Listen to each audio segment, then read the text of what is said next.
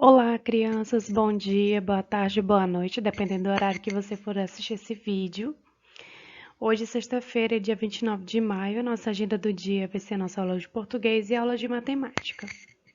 Como eu vou explicar hoje, algumas coisas vamos ter mudanças, mas eu vou explicar melhor no grupo, ok? Vamos lá. Na língua portuguesa, hoje a gente vai estudar um conto que é do Zinho Detetive. Eu vou fazer uma leitura aqui com vocês devagarzinho para a gente compreender o texto, ok? Zinho, o detetive. O detetivezinho estava em seu quarto arrumando suas coisas de detetive, quando ouviu o grito pavoroso. Ai! Zinho saltou da cama, pegou sua lupa e chapéu, abriu a porta do quarto, daí ouviu outro grito de novo. Ai! Zinho quase se assustou, mas aí lembrou-se que o verdadeiro detetive não se assusta. Engoliu o susto em seco e pegou um desentupidor de pia que estava no corredor. Com o desentupidor debaixo do braço, ele se sentiu mais confiante para enfrentar aquela ameaça terrível e pôs-se a investigar de onde viriam os gritos. Ai! Quanto mais descia a escada, mais pavoroso o grito ficava. O detetivezinho resolveu se armar de um tênis largado pelo irmão mais velho bem no pé da escada. O tênis estava muito sujo e Zinho fez a besteira de tirar o tênis do irmão. Ah, que chulé!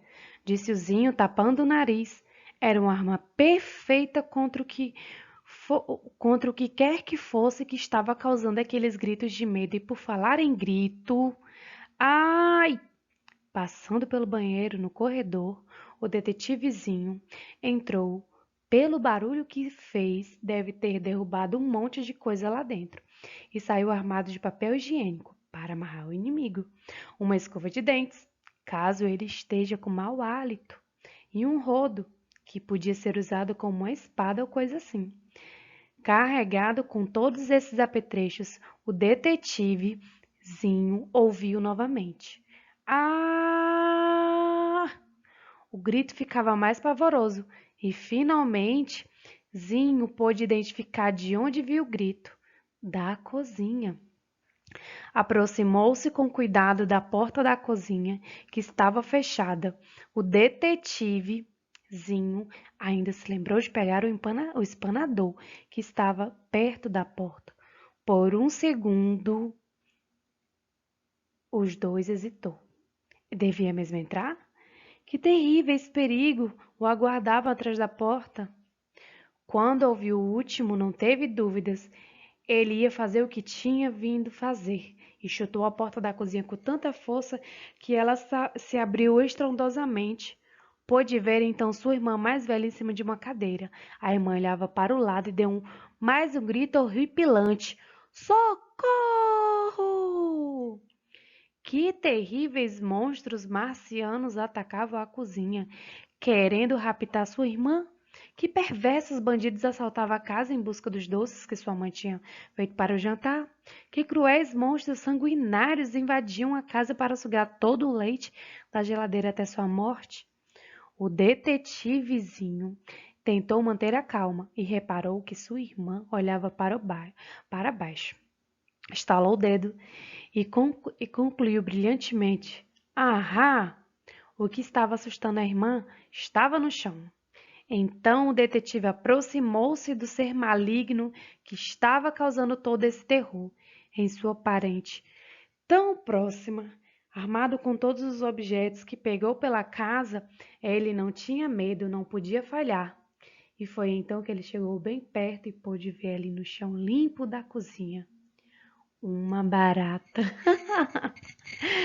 Gente, muito legal mesmo. Bem legal esse texto, bem dramático até chegar ao fim, né? Quando eu li ali no início, quando falava da lupa, eu lembrei do nosso aluno João Neto, do dia que ele levou uma lupa na sala, que ele tem uma lupa, né, João? E é bem interessante, porque a gente fica bem ansioso para chegar até o fim para descobrir, né? Então, esse conto aqui, ele tem um meio de assombração, né? É bem legal, gostei. E agora a gente vai para nossas questões de interpretação. Como eu já falei para vocês, a gente tem que ler sempre o texto devagar, com calma. Pode ler 2, 3 vezes, quanto for necessário para que vocês compreendam, para quando chegar lá na interpretação a gente saber responder direitinho. A número 1 pergunta qual é o título do texto. Tá bem lá em cima. A número 2, o que o Zinho estava fazendo em seu quarto. Lá no texto fala o que ele estava fazendo. Por que o Zinho deu um pulo da cama? No texto fala. Por que... número 4. Quando o detetivezinho saiu do quarto, o que levava com ele? O que ele levou quando ele saiu do quarto? Número 5. O que o detetivezinho lembrou quando se assustou? Lá no texto fala que ele lembrou-se de uma coisa. 6. O que o detetivezinho fez no caminho do grito? O que ele fez lá no caminho do grito? Fala no texto. 6. 7. De onde vinha um grito? 8. Quando chegou ao local do grito, o que o detetivezinho descobriu? Vocês vão responder bem direitinho, tá bom? Se não conseguir, leia o texto de novo. Todas as respostas estarão no texto, ok? Matemática. Hoje a gente vai falar um pouquinho de gráfico de barras. Eu trouxe aqui algumas explicações para que para quem ainda não ficou claro, ficar mais claro ainda. Matemática, gráfico de barras. Elementos dos gráficos. Proporção de pessoas que utilizam as fontes de informação sobre acontecimentos políticos por anos de estudo, 1996. Esse é o título desse mapa. Aliás, não é do mapa, né? Desse gráfico aqui. Olha só, ali embaixo fala que alguns elementos importantes estão incluídos nos gráficos são o título, onde geralmente possui um título a respeito da informação que será apresentada. Aqui nesse gráfico fala que é um gráfico de proporção de pessoas que utilizam fontes de informação sobre acontecimentos políticos por anos de estudo 1996. Então aqui está falando que são fontes de informações sobre acontecimentos políticos. Esse é o título desse mapa, ou desse gráfico. Eu falo mapa porque eu vou me lembrando de geografia, que em geografia a gente estuda bastante gráficos, né? Então, aqui no elemento desse mapa, a gente já sabe que o título, o que está falando, sobre o que esse gráfico vai nos informar, certo? Tem a fonte. Muitos gráficos, sobretudo os da área de estatística, apresentam a fonte, ou seja, de onde as informações foram retiradas. Também podem apresentar o ano de publicação da fonte referida. Nesse gráfico fala que a fonte é o IBGE, suplemento PME, abril de 1996. Então, é bem legal, porque vai ter a fonte desse gráfico, aqui vai falar quando esse gráfico foi feito e por quem foi feito. Isso é bem importante. Os números, estes são elementos para comparar as informações dadas pelos gráficos. A maior parte deles utilizam números, seja para indicar quantidade ou tempo, mês, ano, trimestre, e aqui tal. 100%, 80%, 60%, 40%, 20%, 10%. Sempre vai ter os números, né? Onde nos números a gente vai comparar as informações. Legendas, grande parte dos gráficos apresentam legendas que auxiliam na leitura das informações apresentadas. Junto a ela, cores que destacam diferentes informações, dados ou períodos são utilizados. Aqui, por exemplo, é porque está bem pequenininho, mas aqui ao lado falava sem a instrução do menor acho que é sem instrução em menos de 4 anos, 4 a 7 anos, 8 a 10 anos e 11 anos ou mais. Cada um desses quadradinhos aqui, eles vão ter uma cor onde isso aqui é a legenda que vai indicar. Por exemplo, o último aqui é o amarelo. Eu já sei que de 11 anos ou mais estava aqui na faixa de, vamos ver, calculando aproximadamente. Se aqui tem 80%, ele está na metade, vamos supor que 90% tinha 11 anos ou mais. Aí aqui nessa corzinha que eu acho que é o verde, de 8 a 10 anos. Tô vendo que ele tá aqui 85% mais ou menos. E assim a legenda vai nos explicar. A gente vai ver a cor e vai ver qual é a informação que essa cor está nos dando. E quando chegar numa informação igual desse gráfico amarelo, que ele tá na metade, ele tá 80 aqui, eu sei que tem um 90 abaixo do 100, se ele tá na metade, ele me indica, né? que pode ser 90%. Tô aproximadamente, acho que seja 90%, ok? Classificação dos gráficos. Vejamos agora as diversas maneiras de exibir os dados num gráfico, de acordo com o objetivo pretendido.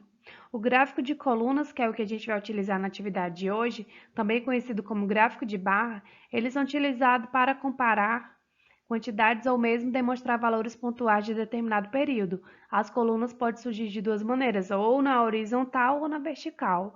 Geralmente, na maioria das atividades, ela vem em vertical.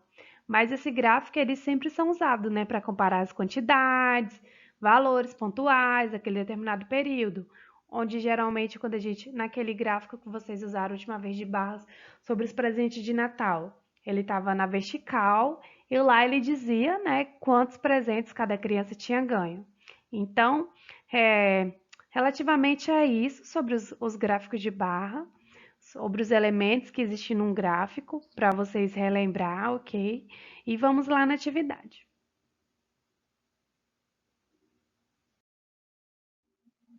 Registrando. Observe o gráfico e veja o número de pessoas que compareceram à feira estadual de malhas em Curitiba durante a semana e depois responda. Aqui tem os números, certo? Tá vendo aqui os gráficos de barra? E ao lado tem um número. Aqui possivelmente poderia ser o título, Feira Estadual de Malhas em Curitiba, né? A fonte não vai ter, certo? Aí vocês vão ver aqui, ó, o númerozinho, certo? E vocês vão comparar. Letra A. Em que dia houve mais visitantes? Em que dia houve mais visitantes? Aí você vai olhar. B. Qual foi o total de visitantes durante a semana? C. Quantos visitantes foram a mais no sábado? Quantos visitantes foram a mais no sábado do que no domingo? Tô vendo aqui que no sábado, olha aqui, ó. Vou olhar quantas pessoas foram. Tô vendo que domingo foi menor, então eu vou fazer uma subtração para descobrir esse resultado, não é?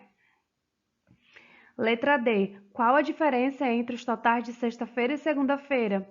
Já vi que sexta-feira foi uma quantidade X de pessoas, certo? Na sexta-feira, aqui, ó. Cadê?